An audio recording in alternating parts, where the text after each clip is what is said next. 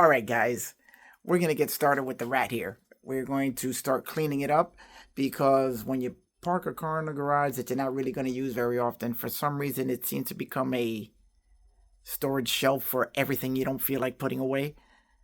I don't know. It just happens. But there's a lot of stuff in here we got to get out as we start our rebuild process of this little baby here, which I've owned since 1995, and I've really beaten the crap out of it for many, many years. And now she deserves a second chance at life. So we're going to start this now.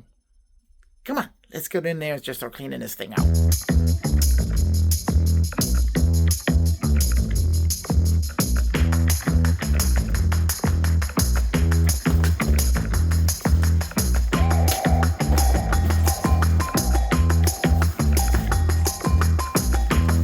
Love Gundam.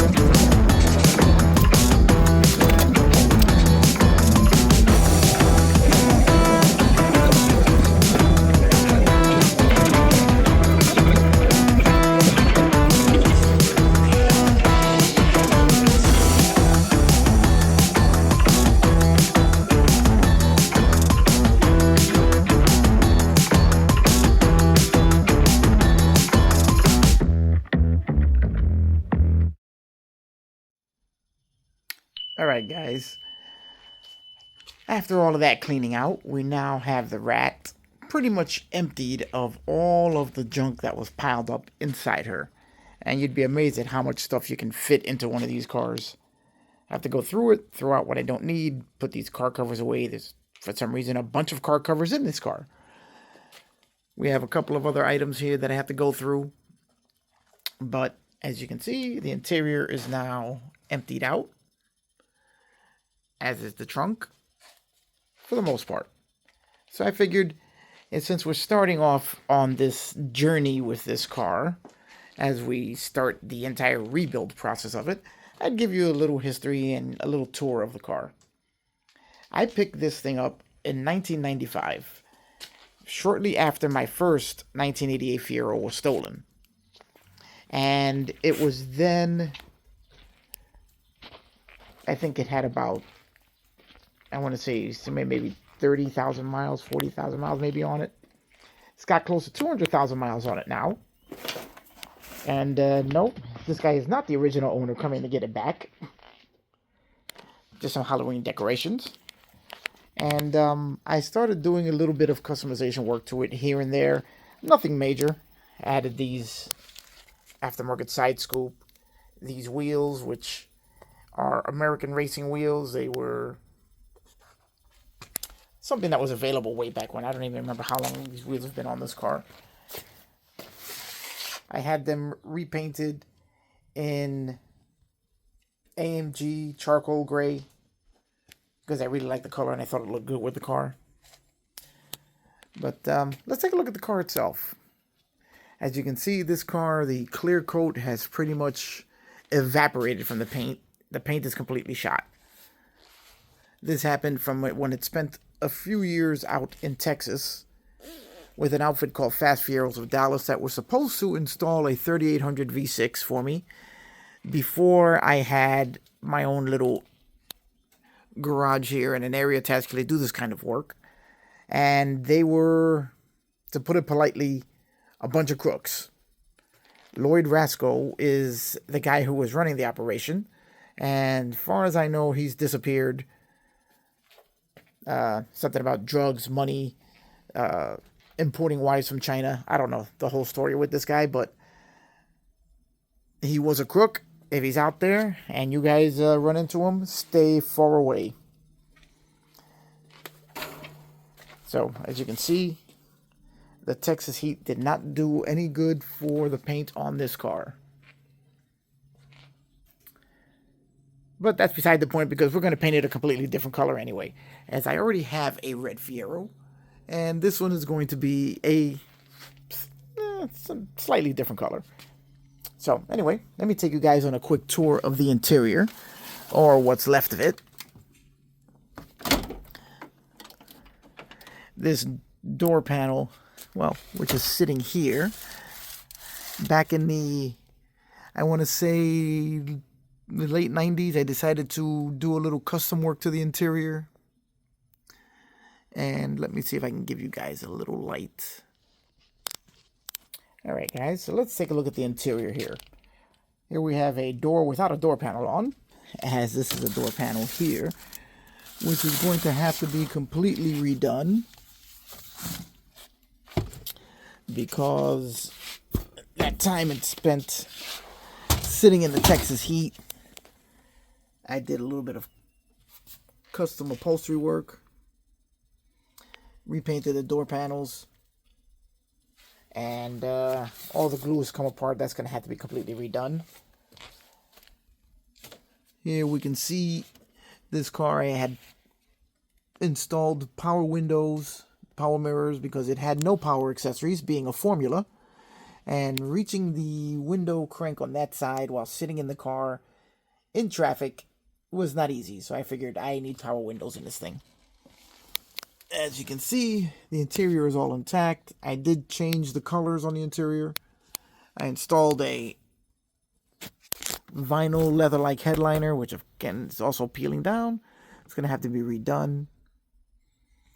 All of the tan colors were made. The beechwood interior I turned into a lighter tan. There's the famous Fiero glove box, which is no longer available anywhere. And she's got 184,000 miles on her. So she was getting close to 200,000 miles. These seats have been covered since the 90s. And should be in pretty decent shape. I'll have to uncover them as we're going along, and we'll see whether, well, we're probably going to reupholster this thing with Mr. Mike's leather seats anyway. And here is anybody remember Sony mini disc? I installed this system because it was the latest and the greatest, the newest revolution in optical drive recording medium in this car, and it was great up until it just kind of disappeared. Sony abandoned it. Everybody abandoned it. Mini disc is now as outmoded as regular compact discs. Really was a great system, but didn't last. Just like every other pre-recorded medium. Here I installed the performance sound system. The plate that goes there is here. And we'll be going on there as we restore this dome light assembly. And as you can see, it's got the standard Fiero warpage of the interior panels, which I will be replacing with the RW upholstery interior bits. He's got this available, which I have in my GT. He's got this available, and I think he's working on this as well. So we'll be installing all of that into this car. And you can see just a regular instrument cluster. And the key, which is stuck in the ignition, so it's going to need a new ignition switch, as I cannot shut the car off. So we have a new ignition switch that's going to be part of the repairs done to this car. So she's not pretty in here. The mirror did fall off the glass, as you can see there. think I still have, yep, there, the base plate here. So she will be getting a new windshield also. Sorry, let's keep it going and we'll take another look around the rest of the car.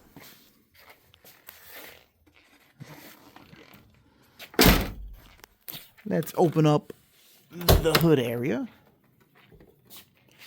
Let's just remove before we launch these things into the... Okay, and now we're looking under the hood.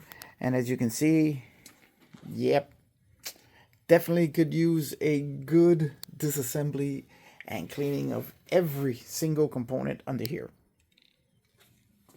And if you'll notice, I do have a sunroof here. I had a couple of sunroofs, gave one to my buddy Dave.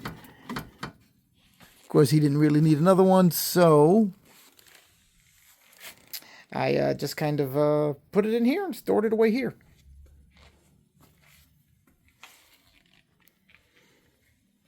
So overall, the car is cosmetically in horrible shape, mechanically in somewhat decent shape.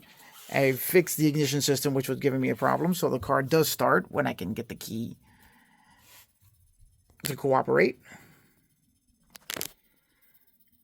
It is a complete and total mess. I want you guys to see it all from the beginning. It's got a broken stud in the cylinder head here, which is causing a huge exhaust leak. But runs, and at the first start of the key, turn of the key, when the key cooperates, it runs.